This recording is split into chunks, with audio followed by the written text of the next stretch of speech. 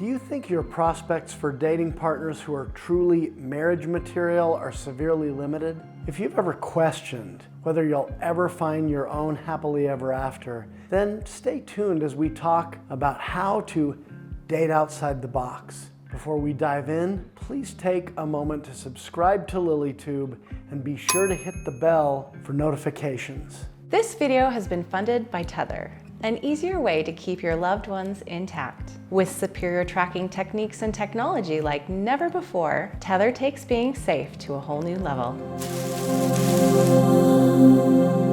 In the dating realm and in other areas of life, the box we tend to feel limited to is of our own making. Limiting beliefs tend to lead to limited experience. When we choose to question our thoughts and discover the stories we are telling that aren't serving us, we're in a better place to shift the narrative and open up our options.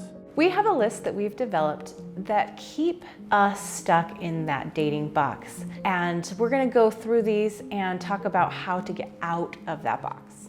The first is geography. Right, there are some people who just say, I don't do long distance relationships. And while long distance relationships present certain challenges, it's also true that if you're in a remote location, church-wise, and it's important to you to marry within your faith, then a long distance relationship may be the path forward. Nowadays, we meet online, and that gives us lots of opportunity to meet people who are not in our geography. But how open are we to getting outside of staying where we are? Of course, there are sometimes reasons why we might need to stay put, but when we can be open, it does very much open up those experiences rather than keeping them limited. We happen to know the king and queen of long distance relationships. They conducted a 2-year relationship, was it, between Texas and Oregon, and ultimately got married, and they decided to live their first few months apart until they could move to the same location at the same time and ultimately begin living together. If they hadn't been willing to think outside the box, they wouldn't have created the relationship they have. Now, I want to also mention that one of the tools in creating this kind of relationship, and it's one they used a lot, is video chatting. You can have a video date like on Skype or on Zoom or any of the other number of online platforms. And what's really cool is that we've done an interview with them and we got to know all about the ins and outs of long distance relationships. So check that out, Long Distance Relationships with Everett and Celeste. Another place where we can get stuck is in looking at a long list of red flags that cause fear in us. And sometimes those red flags aren't even indicating something real. Sometimes they're cognitive distortions, but because they remind us of traumatic events in our past or prior relationships, we may see something that is really minor and blow it all out of proportion. And that's another way we can fail to think outside the box. And that really can keep us from experiencing all the people that could be good for us if we are stuck in that trauma.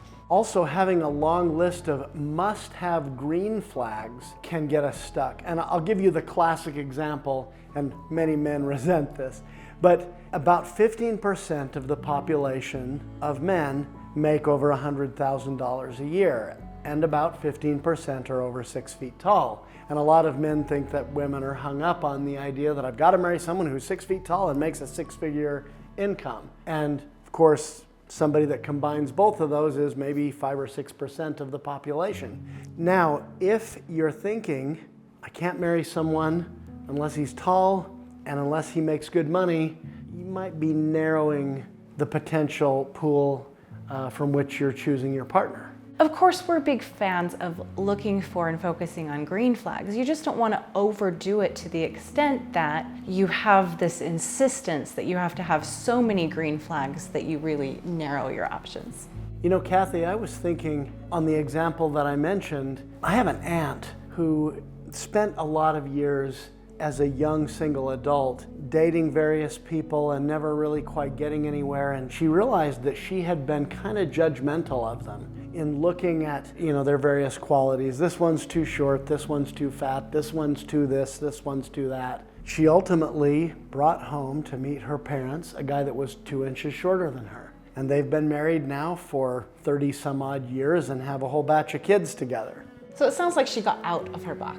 Yeah, she decided that there were more important things than how tall somebody is. I think you could come up with a long list of things that we sometimes want and think are important but really aren't. I've had some coaching clients who, when they got very specific about the 3 to 5 most important green flag qualities they wanted in a dating partner, some of the things they thought were really important became optional, and that opened up their world. There's also a belief among many women that men only want to date women who look like supermodels. Not everyone can have Cathy, I'm sorry. Another common belief is that man or that woman is out of my league. How might that limit your options when you start thinking that anybody you would be interested in wouldn't be interested in you? Let's try to get out of that box and open up our options. Right, I mean, if we're looking at ourselves in a way that's pretty self-critical and thinking this or that beautiful, intelligent, handsome, whatever person would think that they're above me, I say let them decide that. Let them decide. Yes. That can be an area, though, where we can get stuck thinking, well, I was rejected by someone better looking than that before, so I guess I got no chance here. And really, that's negative self-talk that's reducing our own self-esteem as well as our confidence in dating the people we really want to. The idea that nice guys finish last, or that I'm socially awkward, or any of those things we tell ourselves about essentially saying, I'm not worthy of what I want, are ways that we can get stuck. Another way we can get stuck is, I'm just working on me. Now, if you're working on you, that's awesome. That is a great making for a relationship. Continue working on you and date. Sometimes just working on me, though, is masking our fear of intimate relationships. So just ask yourself, is that keeping me limited to not dating because I think I need to work on me and not put myself out there? Where I could be hurt or rejected. Another one that's related to that, Cathy, is the idea that I'm just focused on my kids right now. Again, could be legitimate, but it could be used to mask the fact that we're afraid to put ourselves out there and we're hiding behind our kids. How about the one that there are no good men or no good women left out there? Well, that's just not true.